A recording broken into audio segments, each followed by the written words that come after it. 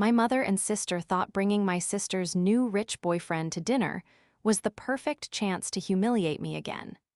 But when he bragged about his job, he didn't realize the failure, sitting across from him, was actually the executive investigating him for massive fraud.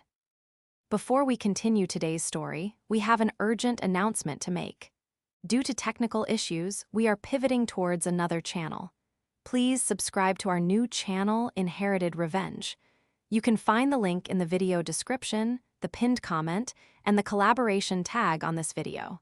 Make sure to switch over now so you don't miss out. Thank you for your support. Now back to the story. The exhaustion sat in my bones like wet sand, heavy and abrasive. I sat in my car, the engine idling, staring at the front door of my mother's house. My hands were trembling slightly on the steering wheel, not from fear, but from the sheer, crushing weight of the last 72 hours. I hadn't slept. I had barely eaten. My eyes felt dry and gritty, and every blink was a conscious effort. I looked at my reflection in the rearview mirror.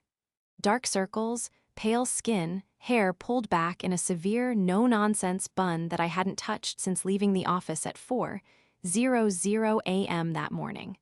I looked like a wreck. I looked like exactly what my family thought I was, a struggling, burnt-out failure who couldn't keep her life together. And tonight, I was walking into a firing squad. My phone buzzed on the passenger seat. It was a text from Alexa. "Don't be late, and please, for the love of God, try to look presentable. Chad is important. Do not embarrass me." I let out a bitter, hollow laugh that scraped against my dry throat. Chad is important. If only she knew just how important Chad had become to me over the last 3 days. But not in the way she thought. To Alexa, Chad was the golden ticket, the man who was going to elevate her social status and finally prove that she was the superior sister in every conceivable way. To me, Chad was Subject 409, the central figure in a sprawling, multi-million-dollar embezzlement scheme that I had been meticulously unraveling file by encrypted file.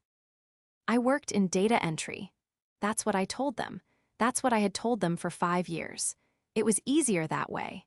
If Patricia, my mother, knew that I was actually the director of internal compliance and ethics for the very multinational conglomerate Chad worked for, if she knew I made 3 times what Chad likely made, she would have drained me dry. She would have demanded cars, vacations, loans that were never repaid. So I let them believe the lie. I let them believe I was Aubrey, the disappointment. Aubrey, who lived in a small apartment, my second home, a decoy, and drove a beat-up sedan, my weekend car. But tonight, the masquerade felt different. The stakes weren't just about family dynamics anymore. They were legal. They were federal. I turned off the ignition, the silence of the suburbs rushing in to fill the cabin. I grabbed my purse, a scuffed, generic tote bag I used specifically for these visits, leaving my Italian leather briefcase hidden in the trunk. I took a deep breath, trying to steady the shaking in my hands. The nausea was rising again, a mix of sleep deprivation and the dread of what was about to happen. I wasn't just walking into a dinner.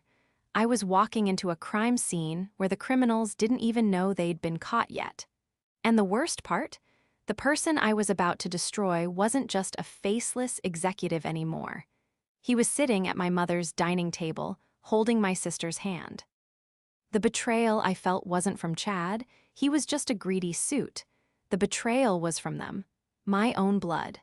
They had invited me here tonight specifically to witness their triumph and my failure. They wanted an audience for their happiness, and they wanted a punching bag to make themselves feel taller. I opened the car door and stepped out into the cool evening air. As I walked up the driveway, I could see them through the bay window. Patricia was laughing, pouring wine. Alexa was beaming, leaning into a man in a sharp gray suit. They looked like a picture-perfect family. I stopped at the door, my hand hovering over the bell. A wave of dizziness hit me, and I had to grab the doorframe to steady myself. "You have no idea," I whispered to the wood, the secret burning on my tongue like acid. "You have absolutely no idea what you've done." The moment I stepped through the door, the temperature seemed to drop 10 degrees. The warmth and laughter I had witnessed from the driveway evaporated instantly, replaced by a stiff, performative silence. Patricia was the first to spot me. She didn't say hello. She didn't ask how I was. She simply scanned me from head to toe, her eyes narrowing as they landed on my wrinkled blouse and the scuffed toes of my flats. Her lip curled, just slightly, a micro-expression of disgust I had spent 29 years memorizing. "You're here," she said, her voice flat. It wasn't a greeting, it was an accusation. "And look at you, did you even try, Aubrey? I told you this was a special occasion." I closed the door behind me, leaning back against it for a split second of support. "Hello to you too, Mom. I came straight from work. It's been a long week." "Work," Alexa scoffed from the living room. She was perched on the edge of the white sofa, her posture rigid and regal. She was wearing a dress that probably cost more than my decoy car, a shimmering, silk thing that screamed new money, if you can call typing numbers into a spreadsheet for minimum wage work. "Honestly, Aubrey, you look like you've been sleeping in your car." "I haven't been sleeping much at all, actually," I said, walking further into the room. My voice was raspy, lacking the energy to fight back. "Deadlines." "Deadlines for data entry?" Patricia laughed, a sharp, barking sound that grated on my nerves. She turned her back on me, gesturing toward the living room. "Well, don't just stand there hovering like a ghost. Come and meet someone who actually understands the meaning of a career." I moved into the living room. The man in the gray suit stood up. "Chad." Seeing him in person was jarring. I had spent the last 72 hours looking at his face on monitors, in security footage, and on ID badges. I knew his social security number. I knew his bank account balance in the Caymans. I knew he had a nut allergy and that he preferred terrified assistants over competent ones. But seeing him here, standing on my mother's Persian rug, smiling that practiced, predatory smile, made my stomach turn. He was handsome in a generic, corporate way.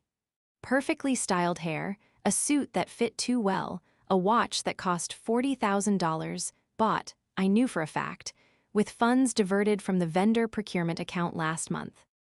"You must be Aubrey," he said, extending a hand. His grip was firm, too firm, a dominance play disguised as a greeting. "Alexa has told me so much about you." The pause was deliberate. He looked at me with eyes that were cold and assessing. He saw the tired woman in the cheap clothes, and he immediately categorized me: prey, unimportant, beneath notice. "Nice to meet you, Chad," I said, taking his hand.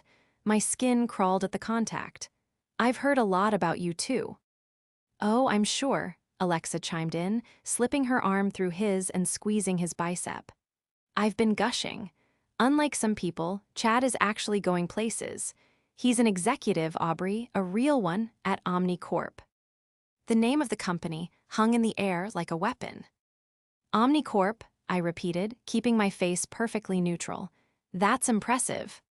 "It is," Patricia said, walking in with a tray of appetizers. She shoved the tray toward Chad, bypassing me completely. "He's in charge of, what was it again, Chad?" "Strategic accounts." "Global strategic accounts and logistics," Chad corrected, puffing his chest out slightly. "It's a high-pressure environment, very intense. We handle billions in flow. Only the sharks survive." He winked at Alexa. She giggled. I watched them, a strange sensation washing over me. It wasn't jealousy. It wasn't even anger anymore. It was a terrifying sense of calm. They were performing a play, reciting lines about power and success, completely unaware that the director of the show was standing right in front of them. "Billions," I murmured, almost to myself. "That's a lot of responsibility. You must have to be very careful with the details." Chad laughed, a dismissive sound. "Details are for the grunts, Aubrey. That's for the people in the basement to worry about. People like, well, you know, I deal with the big picture, the vision." "Right," I said, forcing a small, tight smile. "The vision." "Come on," Alexa said, pulling Chad toward the dining room. "Let's eat. I don't want the food to get cold while we explain corporate hierarchy to Aubrey. She'll never get it anyway." As I followed them into the dining room, watching my mother fawn over Chad as if he were royalty, a thought struck me. A clear, crystalline thought that cut through the fog of my exhaustion. They think I'm the loser here. They think I'm the charity case. I looked at Chad's back, the expensive suit, the confident stride. I thought about the file sitting on my encrypted drive, the one labeled Operation, Clean Sweep. I thought about the forensic accounting report that linked his signature to 4 shell companies. But they had forgotten one crucial thing. I knew exactly who Chad was, even if he didn't know me. And by the time dessert was served, he was going to wish he had never learned my name. Dinner was an exercise in endurance.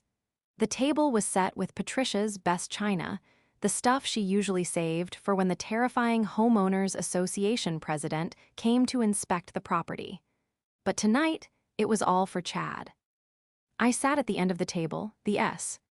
Pot usually reserved for children or unwanted guests. I picked at my roast chicken, the metal of the fork feeling heavy in my hand. I wasn't hungry. The knot of anxiety in my stomach had hardened into a cold, dense stone. For years I had played this role, the scapegoat, the black sheep. It started when I was 22. Dad had left, leaving a mountain of debt that Patricia refused to acknowledge. Alexa was in college, the star student who needed tuition, sorority dues, and a spring break fund. I was the one who stayed behind. I was the one who worked 3 jobs to keep the house from being foreclosed on. I was the one who paid off the credit cards Patricia maxed out in grief. But I never told them. I paid the bills anonymously, sliding cash into accounts, intercepting foreclosure notices, and paying them off with money I made from my entry-level compliance job. I let them think the bank made a mistake. I let them think luck saved them. Why? Because I knew them. If they knew I had money, they would stop trying. They would become parasites. So I hid my promotions. I hid my bonuses. I hid the fact that I rose through the ranks of OmniCorp faster than anyone in the company's history. I became the struggling typist, so they would leave me alone. And in return for saving them, they despised me. They despised me because my struggle reminded them of what they feared most: poverty. So, Chad, Patricia said, her voice dripping with sugary sweetness as she poured him more wine. Alexa tells me you're looking at buying a property in the Heights. Chad leaned back, swirling his wine glass. He didn't even look at her when he answered. He was too busy admiring the way the light hit the crystal. We're thinking about it. The market is soft right now for buyers with liquid capital. I'm thinking something with a view. Maybe 5,000-6,000 square feet. Alexa needs a proper closet. Alexa beamed, resting her hand on his thigh. Chad says the master suite has to be bigger than my current apartment. Well, you deserve it, Patricia said, shooting a sharp glance at me. Unlike some people who are content renting a shoebox above a laundromat. I didn't live above a laundromat. I owned a penthouse downtown, but I didn't correct her. It sounds lovely, I said quietly. Chad turned his gaze to me. His eyes were glassy, perhaps from the wine, or perhaps just from the intoxication of his own ego. You know, Aubrey, Alexa tells me you're single, still. The way he said still made it sound like a terminal illness. I focus on my work, I said. Work, Chad chuckled. He set his glass down. Right, the typing. You know, we have temp agencies we use at OmniCorp for the lower level stuff. Filing, coffee runs, I could probably pull some strings, get you an interview. It pays better than whatever freelance gig you're doing, might help you get out of that. Shoebox. That is so generous of you, Chad, Patricia exclaimed, clapping her hands together. Did you hear that, Aubrey? Chad is offering to help you. You should be groveling. I'm happy where I am, I said, my voice steady, though my heart was hammering against my ribs. Chad's smile didn't reach his eyes. It was a sneer now. Don't be proud, Aubrey. Pride is for people who can afford it. Honestly, it's a little embarrassing for Alexa. She's moving up in the world. She's going to be the wife of a VP soon. She can't have a sister who looks like, well, like you. He gestured at me with his fork. A casual, dismissive wave that encompassed my lack of makeup, my plain clothes, my entire existence. It reflects poorly on the brand, Chad added, taking a bite of potato. And in my world, image is everything. You have to look the part to get the part. That's why I drive the car I drive. That's why I wear this watch. He tapped the face of his timepiece. Perception is reality. If you look like a loser, people treat you like one. I felt a muscle twitch in my jaw. He was lecturing me on image. He was lecturing me, the woman who wrote the ethics code he was currently violating on professional standards. Is that so? I asked, my voice dropping an octave. You think the watch makes the man, Chad? I think the watch shows the world that I'm a winner, Chad said, leaning forward. And it shows that I'm smart enough to take what I'm worth. Take what you're worth, I repeated slowly. Exactly, he grinned at Alexa. It's all about leverage, knowing where the bodies are buried right. He laughed at his own joke. Patricia laughed. Alexa laughed. I stared at him. He had no idea. He was sitting there, eating my mother's roast chicken, completely oblivious to the fact that I was the one holding the shovel. The transition from the main course to dessert felt like a military maneuver. Patricia cleared the plates with a frantic, nervous energy, her eyes darting between Chad and the kitchen as if checking for invisible snipers. She was desperate for this night. To be perfect, desperate to seal the deal on Alexa's ascension into the country club tax bracket. I watched her scrape the remnants of the roast chicken into the bin, her hands shaking slightly. It was pathetic, it was tragic, and it was about to get much, much worse. Cheesecake, Patricia announced, returning to the table with a flourish. She placed a massive, store-bought cake in the center of the table. Chad, I hope you saved room. Alexa tells me you have a sweet tooth. I always make room for the best, Chad said, loosening his tie. He leaned back in his chair, the picture of satisfied gluttony. He took a sip of his wine, his third glass, and his eyes, slightly glazed now, drifted back to me. He couldn't let it go. That was the thing about men like Chad. It wasn't enough for them to win, they needed someone else to lose. My silence, my lack of fawning, was irritating him. He needed me to acknowledge his superiority. He needed the loser sister to bow down. So, Aubrey, he started, his voice a little louder now, slurring just a fraction on the vowels. We never really got to the bottom of it. What exactly keeps you busy all day? Alexa says data entry, but that's vague. Is it insurance, medical billing, or are you one of those people who types in the captchas for websites? He laughed at his own joke. Alexa joined in, a high, tittering sound that made my teeth ache.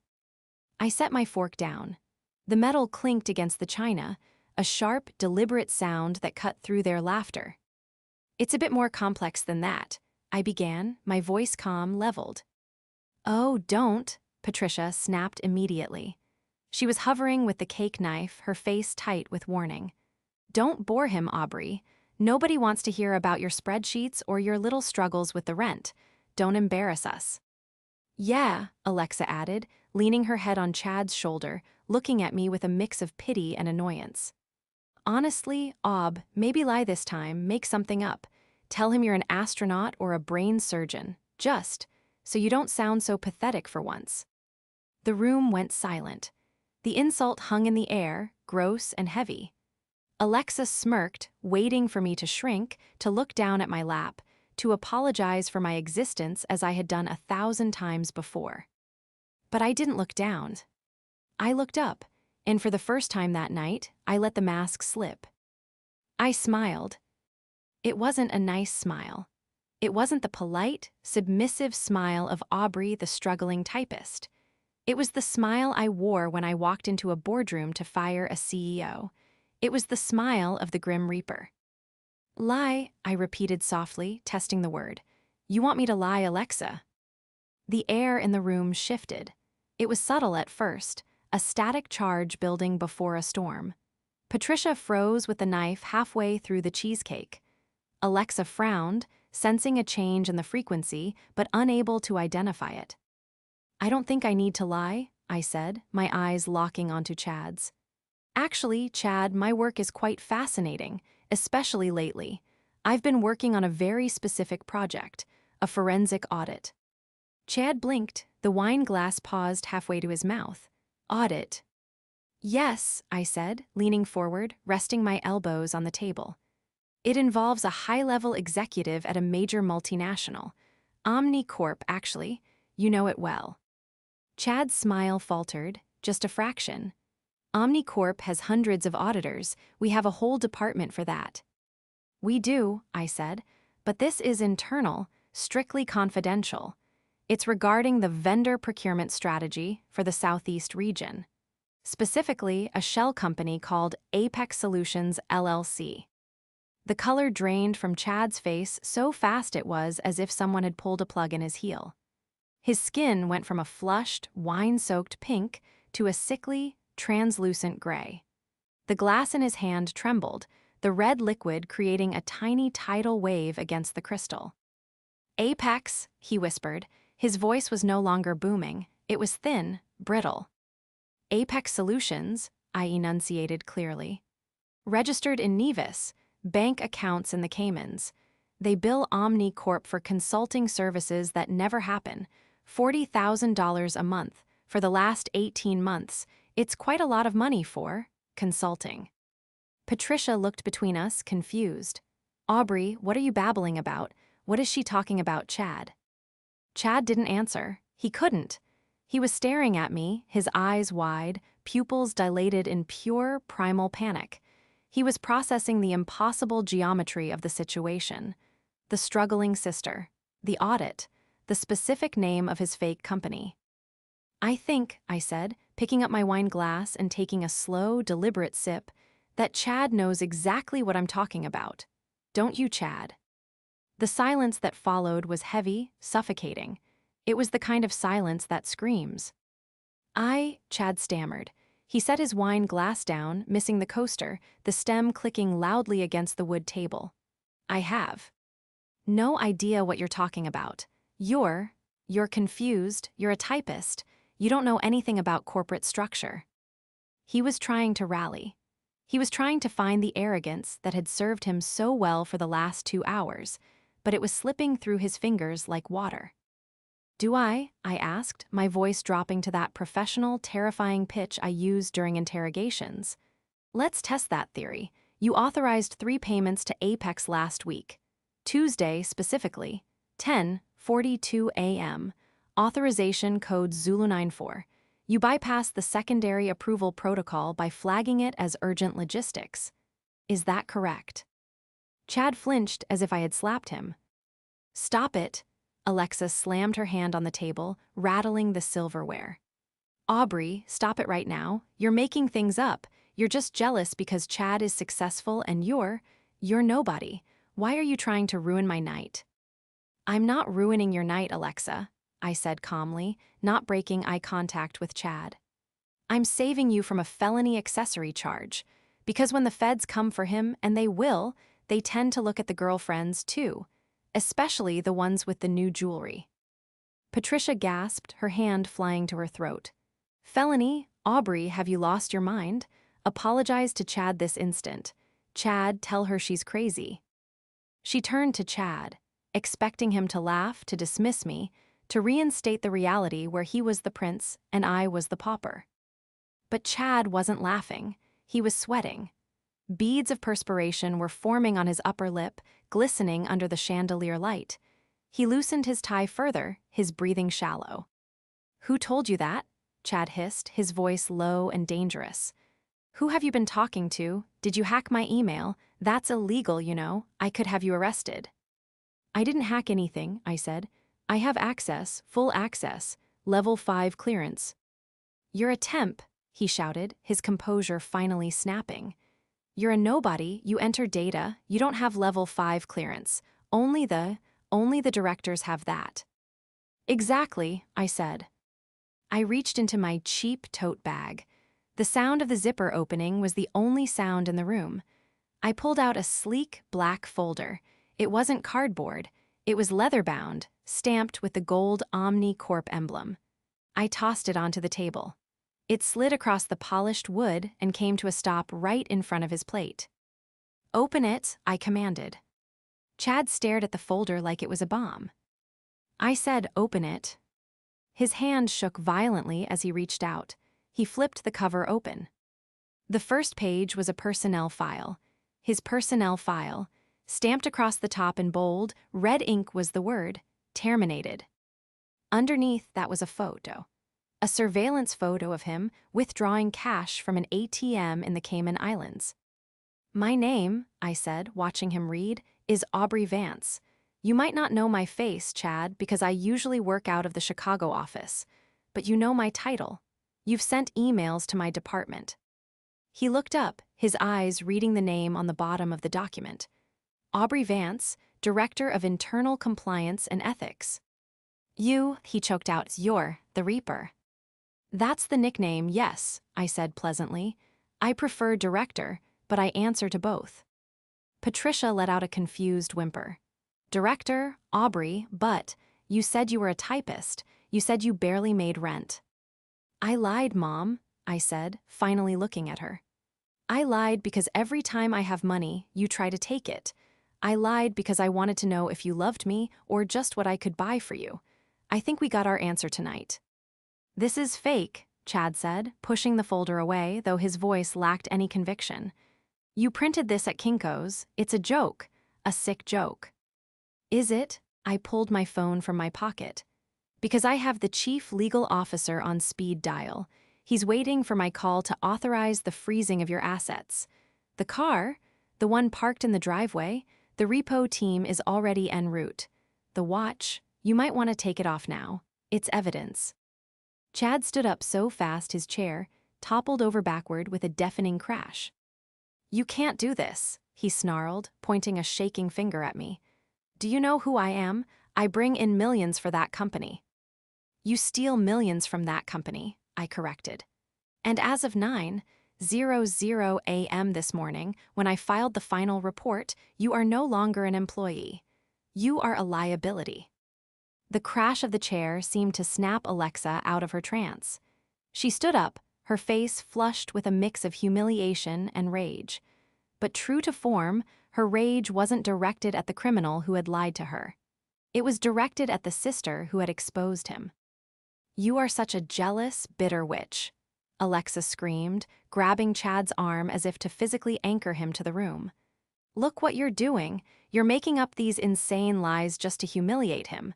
Mom, do something, kick her out." "Aubrey," Patricia said, her voice shaking, trying to regain control of her dinner party. "This has gone too far. I don't know what kind of game you're playing with these props, but you are ruining your sister's happiness. Chad is a good man. He treats her like a princess." "He's treating her like a shield, Mom," I said, gesturing to Chad, who was currently hiding behind Alexa, frantically typing on his phone. "Look at him. Is that the behavior of an innocent man? Or is that the behavior of a man trying to transfer funds before the accounts lock?" "I'm calling security," Chad yelled, holding his phone up. "I'm calling the police. You're harassing me."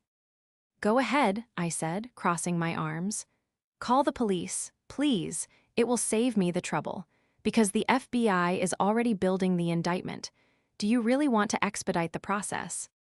Chad froze, the phone lowered slowly. "You're bluffing," he whispered. You wouldn't do that to your own family. Alexa, tell her." He turned to Alexa, grabbing her shoulders. His grip was desperate, too tight. "Baby, tell her to stop. Tell her she's crazy. I'm going to buy you that house, remember? The one with the closet? We're going to Paris next month. Don't let her ruin this." Alexa looked at him, her eyes wide and wet. She wanted to believe him. I could see the desperate struggle in her face. She wanted the house. She wanted the status. She wanted the fantasy so badly that she was willing to ignore the burning building around her. "Aubrey," Alexa pleaded, turning to me, just stop, please, even if he made a mistake. Can't you just fix it? You said you're a director. If you're really a director, you can fix it. Make it go away. For me." I stared at her, stunned. Even now, faced with the reality of his crimes, her first instinct was to ask me to cover it up. To ask me to commit a felony so she could keep her imaginary lifestyle. "Fix it?" I asked, my voice trembling with suppressed rage. Alexa, he stole $4 million. He embezzled from the pension fund. That's people's retirement money. You want me to fix that? He's my boyfriend, she wailed. Doesn't family mean anything to you? Does it mean anything to you? I shot back. You spent the last 2 hours mocking me, calling me a loser, telling me to lie because I was an embarrassment, and now you want a favor. I didn't mean it, Alexa sobbed. We were just joking, Mom, tell her. Patricia stepped forward, her face a mask of cold calculation. She had assessed the situation. She realized now that I wasn't bluffing. The folder, the details, the confidence, it was real. I was the one with the power. And instantly, her allegiance shifted, not to morality, but to self-preservation. Chad, Patricia said, her voice dropping the sweet veneer. Is it true? Chad looked at her wild-eyed. Patricia, listen, it's a misunderstanding. Corporate accounting is complicated. Is it true? Patricia barked, stepping closer. Did you steal the money? Are you fired? I'm not fired, Chad insisted, though his voice cracked. I'm on administrative leave, pending an investigation. It's standard. Aubrey is blowing this out of proportion. Administrative leave, I corrected, is for people who might be innocent. You were terminated for cause. Section 4, paragraph 2 of your contract. Gross misconduct and fiduciary breach. I pulled one last piece of paper from the folder. It wasn't a bank statement, it was a chat log. And Alexa, I said, softening my voice just a fraction. Before you defend him any further, you might want to see this. It's a transcript of his messages on the company server. Specifically, the ones to his other fiancée in Miami. The room went dead silent. Alexa froze. His what? Her name is Jessica, I said, sliding the paper across the table toward her. He bought her a condo last month, using the same shell company account. He told her he was coming down next week to finalize the wedding plans. Alexa looked at the paper. She looked at Chad. Chad's face was a mask of pure terror. The embezzlement was one thing, business. But this was the end of his shield. Baby, no, Chad pleaded, holding his hands up. That's a client. Jessica is a client. The messages say otherwise, I said. Quote, can't wait to leave this town and that clingy, desperate girl behind. Just need to secure the last transfer. End quote. Alexa read the words. Her hands started to shake. The tears stopped, replaced by a flushing, blotchy red rage that started at her neck and moved up to her cheeks. She looked up at Chad. The power couple fantasy dissolved in an instant, replaced by the raw, ugly truth. Clingy, she whispered, desperate. Alexa, wait, Chad started, reaching for her. She slapped him. It wasn't a movie slap. It was a messy, loud, open-handed crack that echoed through the dining room. Chad stumbled back, holding his C. Heek. Get out, Alexa screamed, grabbing a handful of the cheesecake and hurling it at him. It hit his expensive suit with a wet splat. Get out of my house. You're crazy, Chad yelled, backing away. You're all crazy. I don't need this. I have millions. No, actually, I said, checking my phone. You don't. The asset freeze just went through. Your accounts are locked, Chad, including the offshore ones. You have exactly $0 access right now. Chad stopped at the door. He looked at his phone. He tapped the screen frantically. Then he looked at me. The hate in his eyes was absolute. You ruined everything, he spat. No, Chad, I said, standing up and smoothing my skirt. I just balanced the books. The sound of the front door slamming shut behind Chad echoed through the house like a gunshot. For a moment, the three of us stood frozen in the dining room, Alexa with cheesecake on her hands, Patricia clutching a napkin to her chest, and me, standing by the table, the black folder still open. He's running, I said, my voice calm but sharp. He thinks he can make it to the airport before the flag hits the TSA database. The airport? Alexa whispered, her voice trembling. She looked at the door, then back at me, her eyes wide with a mix of horror and lingering confusion. Aubrey, is it really? Is it all true? The FBI, the other fiancé? It's all true, Alexa, I said, walking to the window and peering out through the blinds.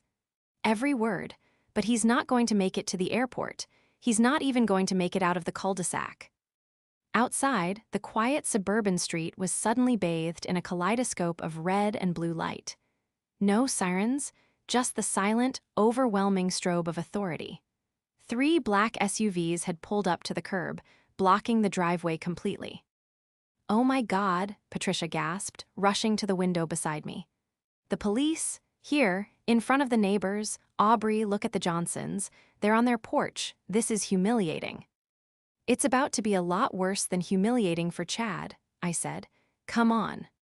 I walked to the front door and opened it. The cool night air rushed in, carrying the crackle of police radios. Chad was in the driveway, frantically trying to start his luxury sedan. The engine sputtered and died. The remote disable protocol I had authorized 10 minutes ago had kicked in perfectly. He was slamming his hands against the steering wheel, screaming mute curses behind the glass. 2 agents in windbreakers with FBI emblazoned on the back were walking up the driveway, hands on their holstered weapons. "Step out of the vehicle," one of them shouted, his voice cutting through the night. "Keep your hands where we can see them." Chad froze. He looked at the agents, then back at the house. He saw me standing on the porch, framed by the light of the entryway. For a split second, I saw the calculation in his eyes, the desperate, rat-like urge to run, to fight, to do anything but accept the reality crashing down on him. Slowly, painfully, he opened the car door and stepped out. The arrogance was gone. The swagger was gone.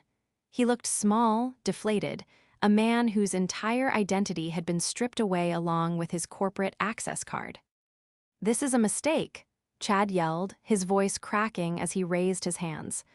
"I'm a director at Omnicorp. You can't do this. That woman," he pointed a shaking finger at me, "she's crazy. She hacked my accounts." The lead agent didn't even look at him. He looked past Chad, directly at me. "Director Vance," the agent called out. "Agent Miller," I replied, stepping off the porch and walking down the driveway. I could feel the eyes of every neighbor on the street burning into us. The Johnsons were indeed watching. So were the Millers. Curtains were twitching all up and down the block. This was the public spectacle Chad had feared, but it wasn't his success on display. It was his ruin. I reached the bottom of the driveway, holding the black folder. "We secured the perimeter as requested," Agent Miller said, nodding respectfully. "The asset seizure warrant was signed 5 minutes ago. We have teams at his apartment and the storage unit in Miami." "Good," I said, handing him the folder. "Here is the hard copy of the internal audit, the chat logs regarding the flight risk, and the affidavit from his assistant confirming the document shredding. It's everything you need for the indictment." Chad stared at me, his mouth agape. The realization hit him with the force of a physical blow. The agents weren't listening to him, they were reporting to me. "Aubrey," he whispered, you're actually." "I told you, Chad," I said, my voice cold and final. "I'm the one who handles the details, and you missed a lot of them." "Turn around," Agent Miller barked at Chad. The click of the handcuffs was loud in the silence of the street. It was a definitive, metallic sound, the period at the end of a very long, very fraudulent sentence. "Hey." Alexa had come out onto the porch. She stood there, her arms wrapped around herself, shivering in the night air. She watched as the man she thought she was going to marry, the man she had belittled me for not being good enough for, was patted down and shoved unceremoniously into the back of a government SUV. As the agents closed the door, Chad pressed his face against the glass. He wasn't looking at Alexa. He wasn't looking at the house he had promised to buy. He was looking at me, and in that look there was no more mockery, no more disdain, just pure, unadulterated fear. I didn't smile, I didn't gloat, I just watched. "Is it done?" Patricia asked, coming up behind me. Her voice was small, stripped of its usual imperious tone. She was looking at the neighbors, shrinking away from their gaze. "Is he gone?" "He's gone, Mom," I said, turning back to the house. For a very long time, 10 to 15 years, I'd imagine. Federal sentencing guidelines are pretty strict when it comes to pension fraud. I walked past her, back up the driveway toward my sister. Alexa hadn't moved. She was staring at the empty space where Chad's car had been. "He called me clingy," she whispered, the words barely audible. "He was laughing about me to her, to Jessica." "He was using you, Alexa," I said gently. "He needed a local address to register the shell company. He needed someone with a clean credit history to co-sign the lease on the warehouse. He was setting you up to take the fall if things went south." Alexa looked at me, her eyes filling with fresh tears. He was going to frame me. "Why do you think he was so insistent on putting the utilities in your name?" I asked. "Why did he want you to sign those insurance documents last week? I intercepted them, by the way. They weren't insurance. They were incorporation papers listing you as the sole proprietor of Apex Solutions." Alexa's knees buckled. I caught her before she hit the concrete, holding her up. She buried her face in my shoulder, sobbing ugly, wrenching sobs of a woman whose world had just been shattered. "I'm so stupid," she cried. "I'm so stupid, Aubrey. I'm sorry, I'm so sorry." I held her there in the driveway, under the harsh glare of the porch light. The neighbors were still watching. The police lights were fading into the distance.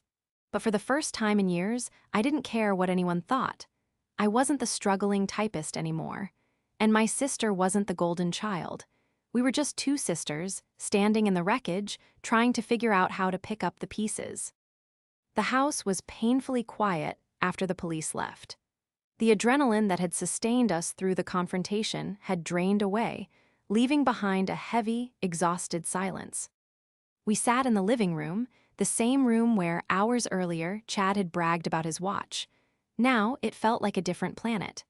Alexa was curled up on the sofa, clutching a throw pillow, her makeup streaked and ruined. Patricia was pacing by the fireplace, nervously rearranging knickknacks, unable to sit still. I sat in the armchair, sipping a glass of water. I had put the director mask away. The cold efficiency was gone, replaced by a deep, aching tiredness. "So," Patricia said finally, stopping her pacing to look at me, "Director of Internal Compliance." "Yes," I said. "And the money?" she asked, her voice dropping to a whisper. "The salary, is it substantial?" I sighed. I knew this was coming. It was always the first question. "It is," I said. "I make more in a month than I told you I made in a year." Patricia's eyes widened. "And you hid it from your own mother, from your sister who was struggling with student loans? Aubrey, how could you be so selfish? We've been worried sick about you. We thought you were destitute." "Did you?" I asked, setting the glass down. "Did you really worry, Mom? Or did you just use my failure to make yourselves feel better? Every time I came over, it was comments about my clothes, my car, my job. You didn't offer to help. You offered judgment." Patricia opened her mouth to argue, then closed it. She looked at Alexa, then back at me. The truth of it hung in the air. "I hid it because I wanted a family," I said quietly. "I didn't want to be an ATM. I didn't want to be the person you called only when you needed a check. I wanted to see if you could love me just for being Aubrey. Not success story Aubrey. Just me." Alexa looked up from the pillow. Her eyes were red, swollen. "And we failed," she whispered. "Didn't we?" "You didn't make it easy," I admitted. Tonight was hard, Alexa. Hearing you tell me to lie, hearing you call me pathetic, that hurt more than anything Chad said." Alexa flinched. Fresh tears spilled over. "I know, I got caught up in it. He made everything sound so perfect. I wanted it to be true so badly, and I took it out on you because looking at you made me feel guilty, like I was leaving you behind." "You weren't leaving me behind," I said. "You were being dragged down by an anchor." I stood up and walked over to the sofa. I sat down next to her. She stiffened for a moment, then leaned into me, resting her head on my shoulder. It was a gesture we hadn't shared since we were teenagers. "I stopped the transfer," I said softly. "The insurance papers you signed, I never filed them. You're clear, Alexa. You're not liable for any of his debt or his crimes. The FBI knows you were a victim, not an accomplice. I made sure of that in my report. Alexa let out a long, shuddering breath. You saved me. After everything I said, you saved me. That's what big sisters do, I said, smoothing her hair, even when little sisters are being bratty. She let out a weak, watery laugh. I was more than bratty, I was a monster. We can work on that, I said, but for now, you're safe, that's what matters. 6 months later. The courtroom was sterile and cold, smelling of floor wax and old paper. I sat in the back row, not the front. I didn't need to be in the front to see justice done. Chad stood before the judge in an orange jumpsuit. The expensive gray suit was long gone, seized as evidence along with the watch and the car. He looked older. His hair was thinning, his posture slumped. When the judge read the sentence, 12 years in federal prison, restitution of $4 million, he didn't even flinch. He just looked tired. He turned as the bailiff led him away. His eyes scanned the room and locked onto mine. There was no anger left, just resignation. He nodded once, a small, barely perceptible movement. I didn't nod back. I just watched him disappear through the side door. It's over, Alexa whispered beside me. She looked different. Her hair was cut shorter, a professional bob. She was wearing a simple blazer and slacks. No more flashy jewelry, no more desperate need to impress. It's over, I agreed. We walked out of the courthouse into the bright afternoon sun. Patricia was waiting for us by the car. She was quieter these days. The dynamic had shifted. She still made comments, old habits die hard, but the venom was gone. She knew now that I wasn't someone to be trifled with. She respected me, perhaps out of fear, perhaps out of awe, but the constant belittling had stopped. Did he cry? Patricia asked as we approached. No, Alexa said. He just took it. Good, Patricia said firmly. He deserves every day of it. She looked at me. Are you heading back to the city? Yeah, I said. I have a meeting with the board of directors tomorrow. We're restructuring the compliance division. The board, Patricia repeated, tasting the words. She smiled, a genuine, if slightly wistful smile. You know, I told the Bridge Club yesterday that my daughter is a director. They were very impressed. Thanks, Mom, I said. It wasn't an apology. It wasn't a total personality transplant, but it was a start. I'm coming with you, Alexa said, linking her arm through mine. You promised to help me with my resume. Real work this time. No more consulting for boyfriends. Real work, I promised. I think there's an opening in logistics. Entry level, you'll have to start at the bottom. Alexa laughed. It was a clear, happy sound, free of the pretension that had choked her for so long. I think the bottom sounds just fine. Nowhere to go but up, right? Exactly, I said, unlocking my car, my real car, a sleek, black luxury sedan I had finally decided to stop hiding. Nowhere to go but up. We got in, the three of us. The family was still imperfect. There were still scars. But as I drove away from the courthouse, leaving the shadow of Chad and his lies behind us, I felt lighter than I had in years. I didn't need to hide anymore. I was Aubrey Vance. I was the director. And finally, I was just a sister again.